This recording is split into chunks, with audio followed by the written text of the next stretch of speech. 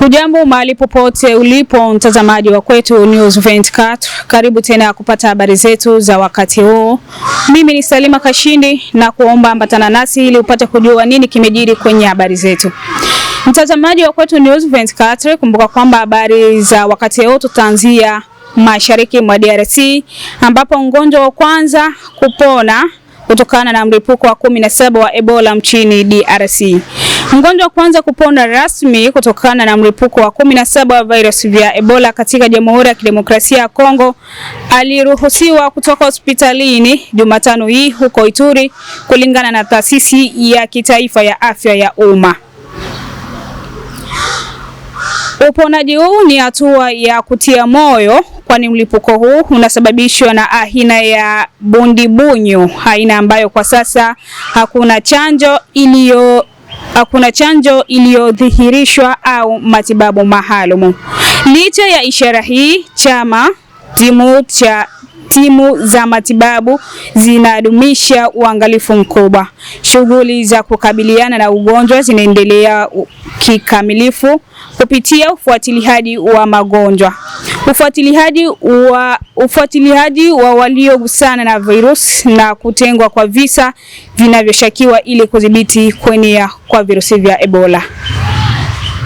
Huko Masisi ni kwamba askari jeshi wa Rwanda akamatwa Nyabihondo na wazalendo. Askari aliyetambuliwa kama mwanachama wa jeshi la Rwanda alikamatwa na wazalendo wakati wa mapigano makali Jumatano Mei tarehe 27 huko Nyabihondo, eneo la Masisi, jimboni Kivu Kaskazini. Katika video, mpiganaji aliyekamatwa anadai kwamba wenzake kati ya wazalendo na muungano wa waasi wa M23 RDF katika mji mkuu wa kimkakati. Tangu mapema Jumatano asubuhi, milio mikali ya risasi ndogo na zile kubwa zimeripotiwa ndani na karibu ya Nyabihondo na kusababisha hofu kubwa miongoni mwa raia. Wakazi wengi walikimbilia eneo hilo huku wengine wakitafuta hifadhi katika vituo vya afya na katika makanisa. Mapigano kati ya wazalendo na M23 yameongezeka katika wiki za hivi karibuni katika maeneo kadhaa katika maeneo ya Masisi na Walikale na kuzidisha zaidi mgogoro wa usalama na kibinadamu mashariki mwa Jamhuri ya Kidemokrasia ya Kongo.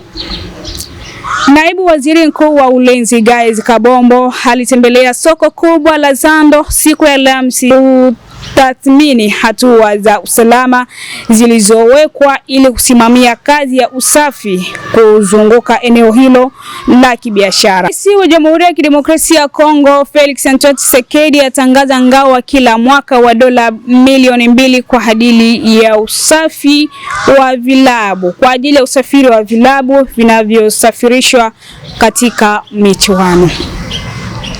Tunasalia nchini DRC ni kwamba rais wa Baraza la Uchumi la Kijamii CIS Jean-Pierre Kiwakana Kimayala akiongoza kikao cha kitaalamu kilicholenga sera za kitamaduni nchini DRC pamoja na waziri Yolanda Elebe na Ndembo. Majadiliano yalijikita katika maongezi makubwa ya kisekta ikiwa ni pamoja na sheria za msanii na mfumo wa msingi wa sanaa na utamaduni. CIS inadhibitisha tena jukumu lake katika kutoa usaidizi wa kitaasisi kupitia uundaji maoni na mapendekezo.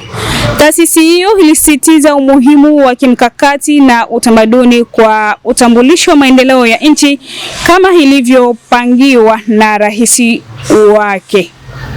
Utamaduni ndio uti wa mgongo wa watu wa Jamhuri ya Kidemokrasia ya Kongo. Mtazamaji mpenzi wa Kwetu News 24, mahali popote unapotutizama, mwisho wa habari zetu wakati huu na kusisitiza kwamba mimi ni Salima Kashindi. Pia unaweza kupata habari zetu kupitia kurasa zetu za mitandao ya kijamii. Sina la ziada hadi kwa wakati mwingine.